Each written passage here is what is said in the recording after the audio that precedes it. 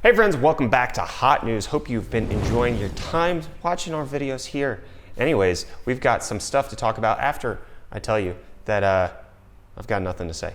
Let's just move on into the articles. How about that, okay? And there's some bad news for anybody who's been waiting to pick up a Ryzen 3000 chip or potentially a Navi card, 5700, 5700 XT, what have you, because there is some insider information coming out about TSMC, which is the company that produces the chips on behalf of AMD for Ryzen 3000 and Navi, stating that the lead time for production on 7nm parts has tripled. So it looks like that there's a delay between 2 and 6 months on producing chips, chip orders that are coming into TSMC, which means likely with regards to AMD's products, we might not see the squeeze now, but for things that have already been squeezed, such as the 3900X, I would doubt that they're gonna have a quick turnaround to coming back in stock, and then once they go out of stock sometime in the near future, it likely will be that they're not gonna come back for a little bit. Now, the reasoning behind this isn't very clear from all of the articles that I took a look at, but I think it's pretty obvious if you just look at who else is TSMC's largest 7nm customer who just launched several products. Oh, hey, look, it's Apple with their 7nm EUV chips on the A13 Bionic. Apple is doing what I assume taking up a lot of bandwidth of the production line on TSMC's fabrication facility in order to produce those A13 chips. And given the fact that the iPhone 11 and Pro have had great reviews and look to be pretty good for their price point compared to the competition, and people seem to actually be excited on this launch over the 10S and 10S Max, well then it looks like that's causing hindrances for a lot of other 7nm production. And this could also potentially delay an Nvidia launch, which has not been really rumored, but it is anticipated that Nvidia is going to be launching a 7nm lineup at some point. And if the wait time is 6 months to get in orders for that, well, it could be pushed back even further. Obviously, that one's just more speculation, but they can't keep us on 12nm forever, or they can. They did that with Pascal, so we'll see where it goes. But we'll keep you up to date as to whether or not any of those delays will continue to happen. 6-month delay on orders for TSMC could be bad news bears for AMD's profit margins and making sure that those things are in stock. But let's talk about things that are supposed to be in stock soon, which is the Ryzen 9 3950X. And then we talked about previously, I think last week in Hot News, that there was a leaked date for the chip coming out, which was September 30th. It was on an e-tailer website, but AMD announced that it was coming out in September anyways. So if you just set the date as the 30th, then you can't possibly be wrong unless AMD really screws up. Well, it doesn't look like AMD is really screwing up, because the 3950X and retail packaging has appeared by somebody on Reddit. Apparently an anonymous Russian poster dropping his pictures of his 3950X, including retail samples, not just something that's just an engineering sample from AMD. So if you're looking forward to the 3950X, 16 cores, you might want to make sure that you're in on the first batch of orders, because combined with the TSMC issue and combined with the fact that the 3900X has had difficulty staying in stock, it's unlikely that the 3950X is going to remain available for purchase for very long. Or just buy a whole bunch on like Amazon and then flip them on eBay for like $1,000. Stonks. Then let's talk about Nvidia. They announced a partnership with Call of Duty Modern Warfare, which it would include you getting the game, since it does support RTX ray tracing if you purchase either a desktop discrete card or a laptop featuring a 2060 all the way up to a 2080 Ti. Basically, any of their RTX cards is suitable for the promotion. And then Corsair announced and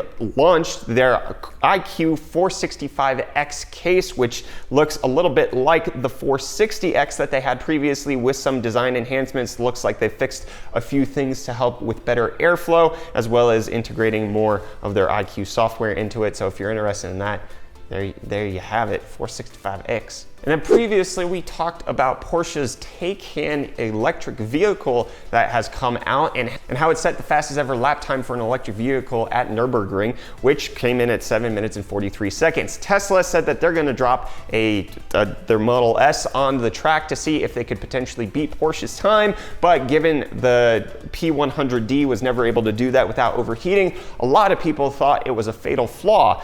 But apparently, according to unofficial reports, because they're not testing official lap times yet, Tesla has come in with the Model S beating the Taycan by 20 seconds. This is thanks to their new Plaid powertrain, which is a reference to Spaceballs because the only thing that's beyond ludicrous speed is Plaid. So Spaceballs reference for you. It has a triple motor powertrain going on, as well as Elon Musk has said that it has 7 seats. So it'll probably be the fastest 7-seater around the track, and then also definitely the fastest electric vehicle, encroaching on what are plenty of really fast sports cars in that 7 minute and 23 second lap time that has been unofficially reported. Obviously, it hasn't happened yet, so don't hold your breath, but the Plaid powertrain does seem to be pulling it off for Tesla. And then yesterday, all of the iPhone 11 and 11 Pro reviews seem to have dropped, and from all of the reviews that I was able to gather, it does seem like it's a pretty decent improvement over the iPhone XS.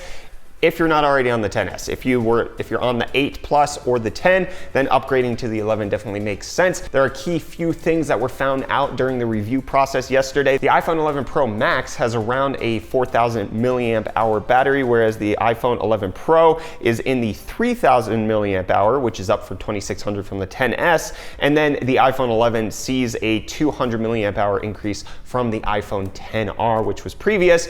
But then the big news coming out that nobody really called was the fact that the iPhone 11 and 11 Pro are using Intel LTE modems in their phones. This is a slight surprise because Apple settled all of their lawsuits with Qualcomm earlier this year, presuming that they were going to use their modems going forward. And previously with iPhones, it was a mixture of Intel and Qualcomm modems. But it appears that all of the review samples that have come out so far are running the Intel modem, and it seems like that's going to be the way to go forward. Obviously, this doesn't mean anything with regards to the 5G modem that Intel failed at producing. That will most certainly have to be Qualcomm. But Intel getting the iPhone 11 contract, pretty decent. And then there appears to also have been tremendous improvements to the camera's night mode by the fact that it has one at all now, and with direct comparisons to the Pixel's night sight mode, it actually looks like the iPhone 11 holds up pretty dang well. Obviously, there's key differences to how the software processes it, and it's going to be based more on personal taste. But when it comes to getting photography at night, the Pixel is no longer your only option. But speaking of options, HP just announced a new ultra-wide monitor, which is great. Nothing too groundbreaking, 43-inch, nothing fantastic about it, except the fact that if you use 2 USB-C inputs, you can actually have a dual screen monitor on the 43-inch ultra-wide. So you can have left and right computers displaying at the same time, which would help with productivity. It's actually kind of cool. Type-C inputs, I like it. And then there's more news coming out about e-cigarettes, specifically the maker of them, Juul, with regards to their sale in China, because it hasn't actually been a good week or month for Juul, especially with New York City placing a ban on flavored e-cigarettes. So that's going to hit their bottom line. And then a week after Juul e-cigs got rolled out in China, they have now all gone removed from retailers and can no longer be found. So, yikes. Then let's speak of hacking, because Hulu held its hackathon to help try to get new features coming into the streaming service. And what they were able to do was a couple cool things. One is an iRemote for Roku, which will allow you to use your eyes to track on the screen to select titles, which is not something that hasn't been done in previous hackathons, such as by Netflix. But then there's also another project that they made called Campfire, which would integrate a video and text chat to what you're watching so that you can watch with other people and discuss it as it's happening. And then finally, Hulu Immersion, which would allow you to synchronize things such as your Philips Hue lighting system to what's on the screen with Hulu, so that you can have a full home room immersion into it. Speaking of immersion, Snapchat wants to immerse you into the news, because apparently the way that they rolled out news into the app previously wasn't working so great. However, they're planning on putting a dedicated tab of news on the Discover feed so that you can actually look at news while you're snapping your friends. Who still uses Snapchat? You got Instagram stories. I mean, it's not private like everybody thought it was initially. Everybody's looking at your DMs. Speaking of looking at things, Uber is looking at the city of Dallas and mapping out its roads. A lot of people are speculating that this is to aid in their self-driving car technology, with them having a lay of the land in Dallas. However, Uber was quick to say that this is not necessarily a direct precursor to that, and this just helps them out with making sure that they know the terrain. But obviously, having maps or roads mapped out is helpful for making sure that your cars can drive autonomously on them. Now let's talk about some phone news. There's been some leaked rumors that the Mate 30 Pro from Huawei will feature an unprecedented slow motion feature, because while, you know, Samsung and others are featuring 960 frames per second slow-mo, Huawei, Reese, are you ready for this? Huawei has a 7,680 frames per second slow-mo. What? The shutter speed on that's insane. The amount of light that you would need to make that happen is gonna be crazy. Part of this is probably gonna be they're gonna use AI processing on their Kirin chips to kind of interpolate the frames, but it's crazy. And then the OnePlus 7T got officially leaked by the CEO of OnePlus. Anyways, he sent out a picture of the matte frosted glass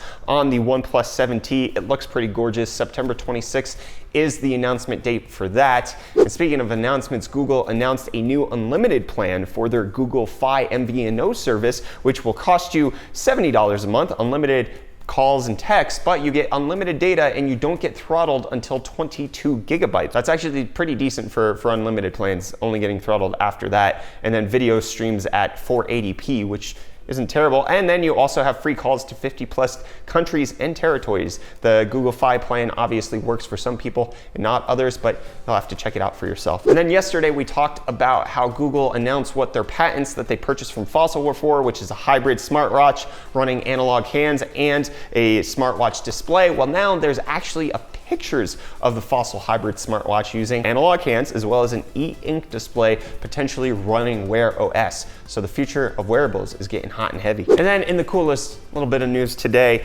a YouTuber known by Human Controller posted a video a few days ago of a self-solving Rubik's Cube that floats in the air. It's not trickery, it's not CGI, it's likely electromagnetic levitation, and then it solves itself using motors on the inside of the Rubik's Cube. It's just a cool little minute and a quarter video for you to check out. So do that at the link in the video description. And while you're down there, don't forget to hit the like button, get subscribed to UFD Tech to stay up to date on all of our tech related stuff, including tech news. And that's it. I'm Brett with the UFD Tech channel. Thank you so much for watching. I'll see your smiling faces again in the next video. Bye.